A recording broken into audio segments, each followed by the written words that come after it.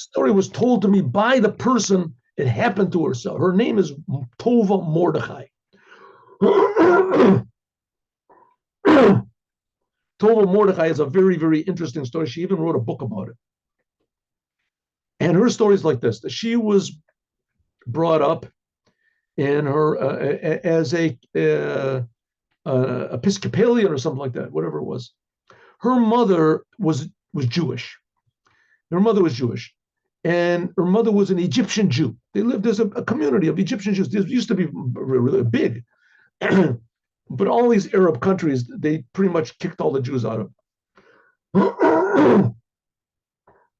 So his mother was a Jew, and there was the English ruled over there in England and in Egypt, and one English soldier was there, and she was a simple girl, and she fell in love with the soldier. I guess he was a handsome guy, and he was a priest. In addition to being a soldier, he was also I guess Episcopalian, whatever they call it, Church of England, a priest. And she loved him, and so he said, "You have to convert," and she did. It was a general thing with the Sephardic Jews in all these Sephardic countries, Morocco and Iraq and Tunisia and everything. They were religious, but they had no power to stand against foreign ideas. They were religious. They just thought, being a Jew means they believed in God. But anyone who came with, missionaries had a field day by these people, right? And especially when they came to Israel, so the Zionists stripped them almost totally of their religion because they had no power to stand against. Okay, so her mother was like this, and her mother converted, and she gave birth to, she became an Episcopalian. She gave birth to this girl, Tova Mordechai, who was born thinking she was a non-Jew. And she was a religious person. She had this, and she was put into a monastery, a nunnery, and she became a nun. She really became very good at it. She was very devout and very this. And they were very strict, and they would fast constantly, and they would pray, and they would this and that. And of course, the big thing of that religion is that you're guilty, and everybody's guilty, and everybody's bad, and they're all sinners, and you're bad, and you have to repent, and you're repenting for everybody, and repent, and they feel bad. And she was an expert at it. She was feeling good, and you have to light the candles and do this. And that's what she was. One day, her uncle, her mother's brother from Egypt, came to visit her. I don't know if her mother had passed away in this time, but I think so.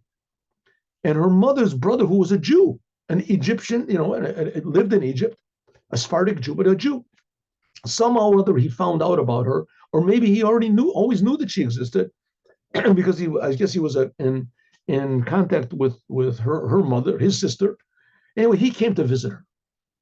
And he came into the nunnery, and there she was visiting. Her uncle came. She didn't know nothing about my uncle. I'm a Jew. His uncle says he's a Jew, and the uncle says, you're a Jew also. I'm a Jew. I was born a non-Jew. My mother was a non-Jew. No, your mother was Jewish. Your mother converted. She converted to this other religion, but a Jew can never convert. A Jew is always a Jew. And you're a Jew. So she didn't know what even it means. She knew that the Jews were like bad people, and the Jews were rejected, and that the Jews had the Old Testament, all these things. Only knew bad things about the Jews and negative things about the Jews. And also, it's very frightening, to think about anything else except for the religion. As it is, everybody's a sinner, and they're all cursed, and they're all, from the first Adam ate from the tree, everybody's going to go to hell. And now she's going to add on the slightest doubt outside is just going to bring in all the hellfire. Any case, so her uncle spoke to her, and her uncle left her a mezuzah. He gave her a mezuzah. I heard the story from her. Uncle gave her a mezuzah and said, "Take this, and this is a remembrance for her, from me," and he left. So she took this mezuzah and wanted to throw it away at first, because maybe it's from the devil, the Judaism is it. But for some reason, she didn't throw it away. This whole thing sort of upset her. she's really a Jew. Her mother is a Jew, and once you're a Jew, you can't leave being a Jew. And what does it mean? And what is this parchment with these words written on it? She had no idea what was going on from the Bible. So she put it in her drawer. She put it in her drawer. Now, nobody suspected that, she was like a super duper religious, nun. But she started all of a sudden having doubts, about what's going on over here. What is this Judaism stuff? And one day she was walking, they allowed them to go outside of the nunnery. She was walking around and she decided one day that she was going to go into a synagogue. So she went into the synagogue. She's all dressed in her nun's costume. She went into the women's section and she sat down. I think it was Shabbat. She went on Shabbat. She didn't know Shabbat for nothing. Or maybe she did. In any case, she went into the women's section. All the women were looking, what in the world is this? It's Purim today or something. What this lady said. So she sat and nobody would talk to her. Nobody knew what was going on with her. And so she sat there and she left. Nevertheless, it gave her sort of a feeling that, she never had before. And she started wondering about what was going on. One day she saw a pamphlet from Chabad. This story must have happened, I guess, maybe even 50 years ago. Could be 50 years ago, maybe more. She saw a pamphlet from Chabad. And it talked about God and it talked about the commandments. And then there was a number on the bottom from Rabbi Shmuel Arkush. He's a Chabad representative over in this.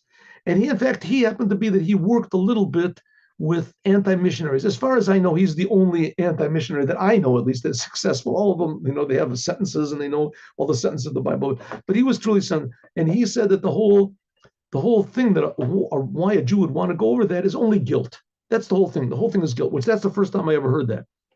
But little by little, it started to sink into me also that this whole thing is a big guilt trip. In any case, so she got in contact with this Rabbi Arkush. And little by little, she started to sort of come closer, at least more and more curious. Her curiosity became more healthy. And as her guilt and her fear sort of got less and less, so her curiosity waned, her interest in Judaism waxed, especially because she's a Jew. It wasn't just an academic thing. Okay. So finally he invites her. This is the good part. He invites her over to his house. She, I guess, had been a few times anyway. So she went over to his house. Now, this was really sort of, shaky for her. She didn't want to do it. But on the other hand, she did want to do it. She wanted to investigate at least who she is. She's so being a very helpful person and a religious, and all she wants to do is what's required of her. That's why she went into this. She was such a good nun and all this. So she starts helping in the house, Erev Shabbos. And there's a lot of children. They had a lot of several children. I don't know how many children he had, but for sure more than 5.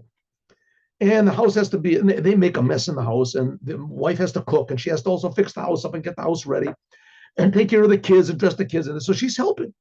She's this Tova Mordechai, she's helping. And soon is going to come Shabbat, the holy day, the holy day. Now, her in the nunnery, when they would do a holy ritual, so they would prepare. They would fast for several days, and they would be quiet. They would be silent, a vow of silence, whatever, and they would meditate, and they would listen. And now the Holy of Holies is coming in, Shabbat, the holy holiday. So she figured she would take a little bit of time, and she would wait, and she would prepare herself. So she's feeling. So all of a sudden, the woman of the house says, "Listen, Tova, you have to hurry up because Shabbat is coming in. We have to light candles before nightfall. We got to light candles." So she says, "Okay, just help a little." So finally, the woman of the house, she says to her, "Tova, you can't do anything more. You have to." She said, "Okay, I'll just go and I'll take a shower." And she says, "No, you can't. There's no time. You have to light the candles. You have to light the candles before nightfall. You have to light the candles." So she said, "Well, I'll just change my clothes or something." He said, "No, light the candles first and then change your clothes. You have to hurry up. You have to do." So she went. The lighting the candles was like a holy thing, And the woman was saying, "Hurry up! You have to light the candles before." So she lit the candles, and she was blazing mad. blazing angry. She hid it inside. Says this Judaism is foolish. It's not, it's everything that they told me. It has nothing to do with God. It has nothing to do with spirit. It has nothing to do with holiness. It's just all these the rituals that they do. She was blazing mad. She wanted to prepare herself, something like that. These people have no respect even for their own commandments. They have no, she said,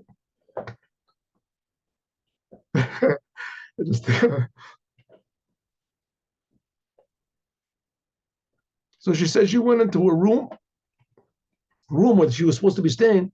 She went into a room. She was blazing mad. She opened up the door. She said she opened up the door.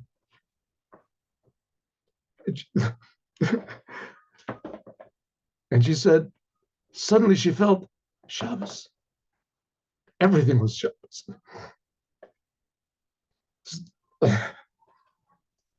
The floor was Shabbos. The walls were Shabbos.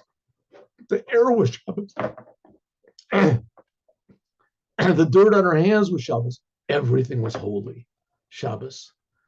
That's when she decided she's a Jew. Story of Tova Mordechai. Have a good day with Mashiach. Now, tomorrow, God willing, we'll learn Sicha of the Rebbe about being happy. See you all tomorrow, God willing, Friday, 8:15 in the morning. Shabbat Shalom. Thank you. Have a good day with Mashiach now.